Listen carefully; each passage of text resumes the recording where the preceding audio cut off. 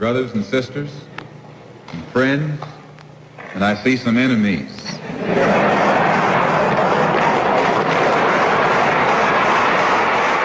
Trying to build Viper Studios. I'm working with a label now called Viper Records. They're real cool, you know, cats that back up the project, and you know they've taken a big interest in what I'm doing, especially because of the conscientiousness of the message. And you know, it's a revolutionary thing. It's not meant to be, oh, I'm hard rock nigga, I'm the best battler in the world. I mean, those are cool things to brag about when you're on a record and stuff, but you want to relate things to reality when you're making joints, when you're making songs, when you make music. You know, your music has to serve a purpose. You know, if you lose your message, then the only person that your music really serves is you. And you start to not make sense and people lose interest because they can't relate to what the fuck you're saying.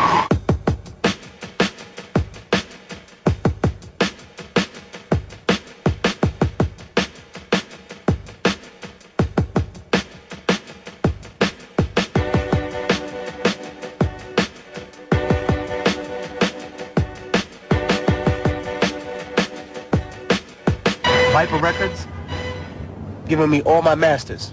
I keep all my masters. I keep all my publishing. I'm the vice president of the label now. Got promoted because I was doing so well at managing a budget. I'm gonna produce volume 2 for Underneath. Mind you, a regular underground album, they give people, what, like a $400,000 budget, right? That has to do for everything.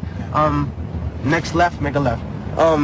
Underground cats get maybe $50,000, $100,000 per an album, and they give the money back. Me, I'm doing all this for about $7,000, $8,000. $7,000, you know what I mean? Like, people don't understand how I cut corners, how I just get people who know me to do stuff for me, or I offer them things in return that's not money, you know what I mean? Like if they're like, yo, I say, give me that track, and I'll do something for your album. You know what I mean? So they give me the beat, and then I rhyme on their album. Or they're like, yo, I can do these mix downs, but I got an artist who needs to get in the studio. So I got to connect at a big studio. And I said, yo, I did you a favor one time. And those niggas was trying to kill your ass. So now you owe me a favor. Get this nigga in the studio, and then this motherfucker does the mix down with me for free. So it's like a whole network of me getting different things. You know what I mean? Or I know people from way back in the day.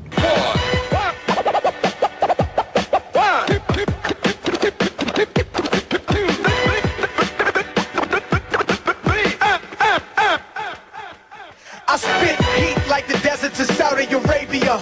Bury competition like Mesopotamia. Emanating radiation, pissing liquid uranium. I bring the rock like European drunks in soccer stadiums. I split your cranium with perfect symmetry lyrically.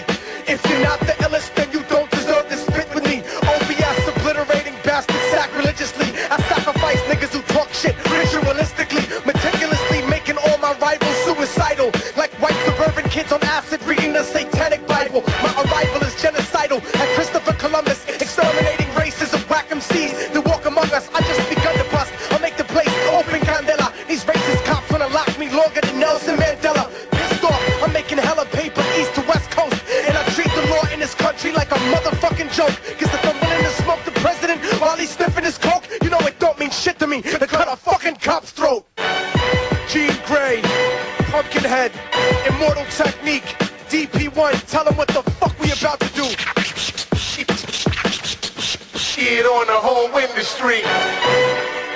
In this studio, albeit small but beautiful, beautiful, a gem, is Viper Studio in downtown Manhattan.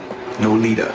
I'm a prank call, cop shot, just for kicks. Payback for every time that they called me a spick. And Puerto Rican chicks tell me that I fuck like I'm loco. And Dominican women call me the rompetoto. They call me ocioso. I'd rather get fired than quit.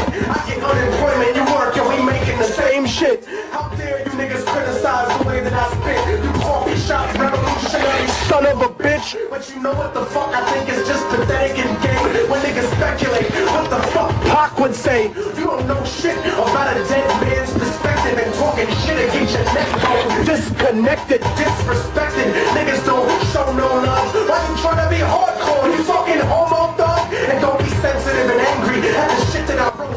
Cause if you can take a fucking dick, you can take a joke. I'll poke your friends in front of you to prove that you've fallen off. And you won't do shit about it like the church during the Holocaust. Kalishnikov, machines I'm slow that I fire. I'm noxious until they shoot me on the day I retire. Well, I feel like only a part of my job is done. You know what I mean? I feel like when we finish volume 2, and you know, we've invested some money in here, but I'd like to pay it off. That's what I want volume 2 to do. I want volume 2 to pay this off. I want to be able to afford some more equipment for Ray, because I think investing in him is a very good idea too. You know, his production skills are incredible, and I think if we could get an Avalon in here, you know, that'd be a really good thing. We get a board, just some more stuff to make the studio better, because like you said, we've no rush to leave. You know, we could be down here for another 2 or 3 years. I could record a major label album here, and you know what? It sounds better than it does at Daddy's house at a $400 an hour studio. You know what I mean? Obnoxious nigga.